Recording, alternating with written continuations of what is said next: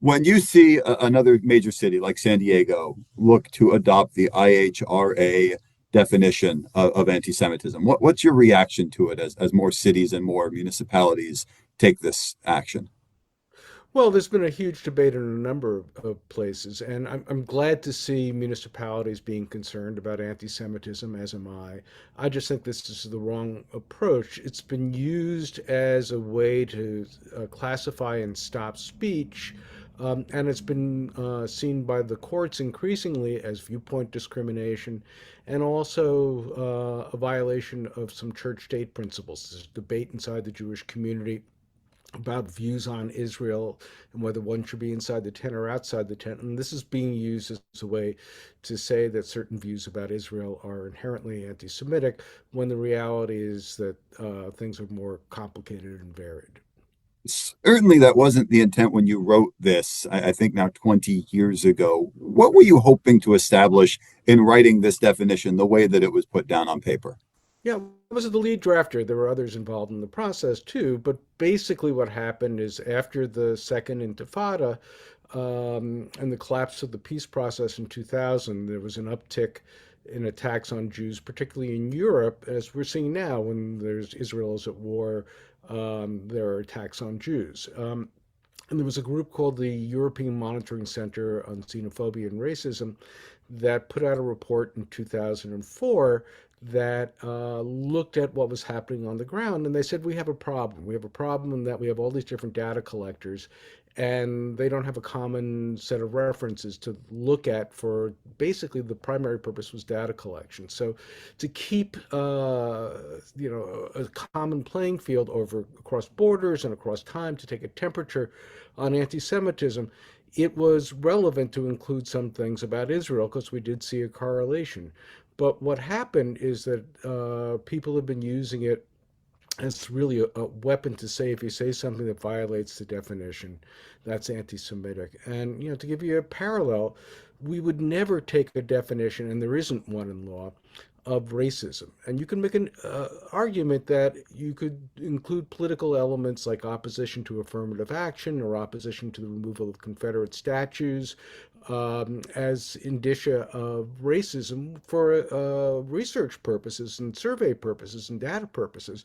But you would never say, if somebody had that definition, we're going to declare as a city council or as a government that that's racism. And that's what this is attempting to do, to shut down speech. And the problem is that if you look at places where it has been installed, particularly in Europe, they've been used to shut down pro-Palestinian activity. There was a person arrested in Australia for wearing a T-shirt that said "From the river to the sea."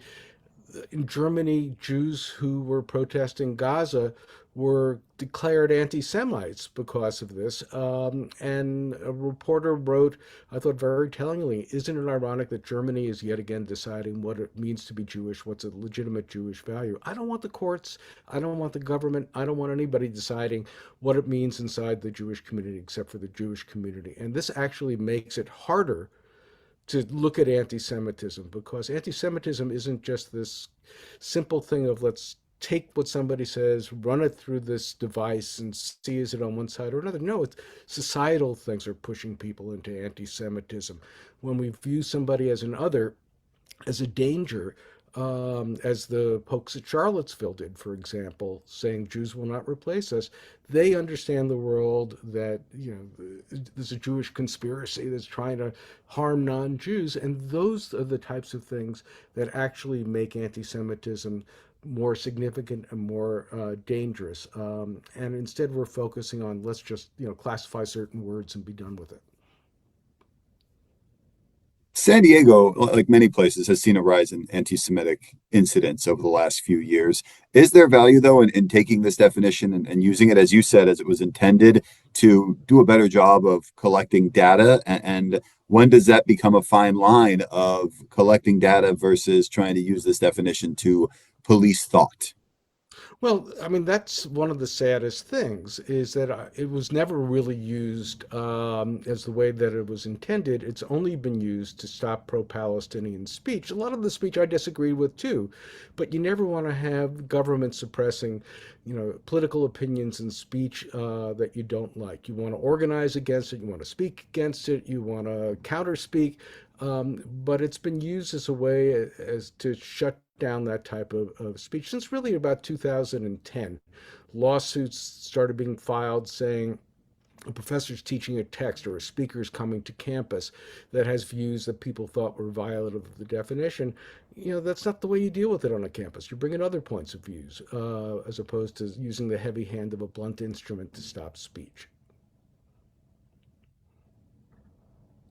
Certainly, in San Diego, there isn't any indication from the language in the resolution on how this will be used or who might get the decision on which forms of speech to, say, prosecute. Obviously, it would be up to a DA going forward if a police department were to arrest someone for, anti-Semitic speech under this definition, or if the government were to say cancel a planned event or come in and tell someone they're not allowed to be in a certain public space. What's your message then to the people who will make those decisions ultimately on what they should do and how they should act with this new definition in place? Well, if they use it in a way that you're suggesting, obviously there will be lawsuits, as there have been in other places, and I suspect that they will lose. And I don't know that people want to invite the cost and contention of a lawsuit over, using words this way. And the other thing that it does is I understand people sincerely want to fight anti-Semitism. I do too.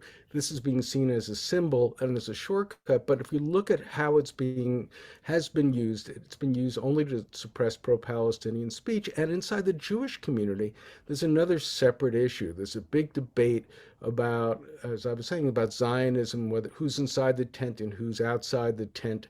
You would never take a definition that looks at a community and basically decides somebody is really not a true representative of that community. There would be Jews who are criticizing Israel in ways that may be violative of the text of the definition. Why would you want to have the city council on record saying those folks aren't really Jews? Those folks aren't, expressing what it means to be Jews. You want to have that as an internal debate. You don't want to have government deciding it.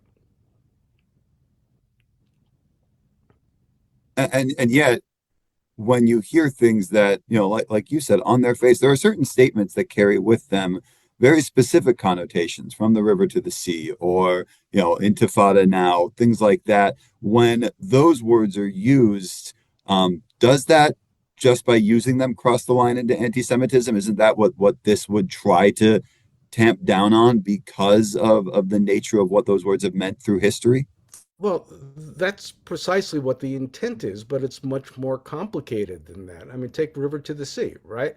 I know what Hamas means by it. I'm disturbed when they mean it that way. There was a poll that said 66% of Jewish students heard it the way that, exterminationist. Only 14% of Muslim students, mean it that way. And if you look at the history of that phrase, it also comes from the 1977 Likud party platform in Israel that said there should be only Jewish sovereignty between the river and the sea. So, think about it. If you're going to adopt a definition like this and use it to go after that language, you could theoretically say, let's adopt a definition about anti-Palestinian racism. And there is one that comes out of Canada. And then what would you do with the river to the sea? You can't violate one without, sustaining the other and vice versa. Why would you want to have city government get into a debate about defining speech? What I'd rather have them do is talk about things that are really critical to the Jewish community: Jewish security and funding for institutions, how to teach about anti-Semitism, how to teach about hate, on colleges in particular, how do you have students who have strongly divergent views about Israel and about anti-Semitism and about Zionism have respectful and important discussions and teach about it? I mean, San Diego the National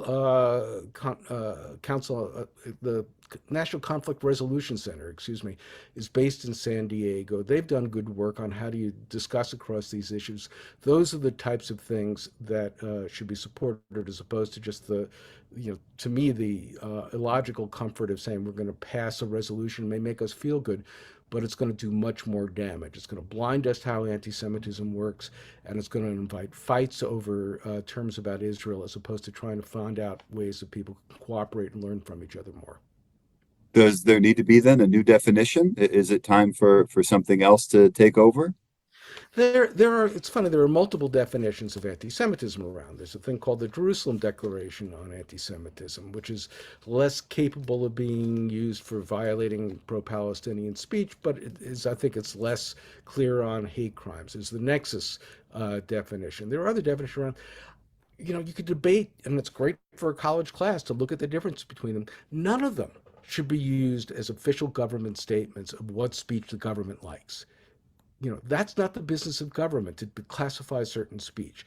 I mean, we went through that in the McCarthy era. The certain speech was seen as beyond the pale. We don't want to do that. And one of the ironies for me is that we're seeing a lot of assaults on education over things like DEI and gender and so forth. And this is akin to that. This is saying there are certain things we want to have the government say that are beyond the pale to teach, as opposed to how do we teach them well? How do we discuss them well? How do we navigate them well? And most importantly, how do we deal with anti-Semitism well? This is not a useful thing. It's actually going to make fighting anti-Semitism much more difficult. You're muted. Sorry, I was on mute. What's your message then as we wrap up to any of the municipalities, whether it's San Diego or somewhere else, or any of the institutions that have adopted this organization on what they should do now going forward? Well, I think you should listen. I'm sure there are voices in your community that are expressing why they have reservations on this, why the ACLU has reservations on this, why the Foundation for Individual Rights and Expressions has reservations, why you're talking about another state where this is coming up in Wisconsin. Hannah Rosenthal, who was the former head of the Jewish Federation, former Obama special envoy on anti-Semitism, testified against it. It's not because we don't care about anti-Semitism. It's because we care about anti-Semitism, and we see this as sort of being put out as a Swiss Army knife cure-all for anti-Semitism. It's not only not necessary, it actually harms our ability to make coalitions, to teach about it, to really have discussions inside and outside the community about the Israel related issues. That's really important. Not to just say we're going to say this about Israel, we're going to classify you as an anti Semite. I appreciate you taking the time. Thank you very much for sharing your insight about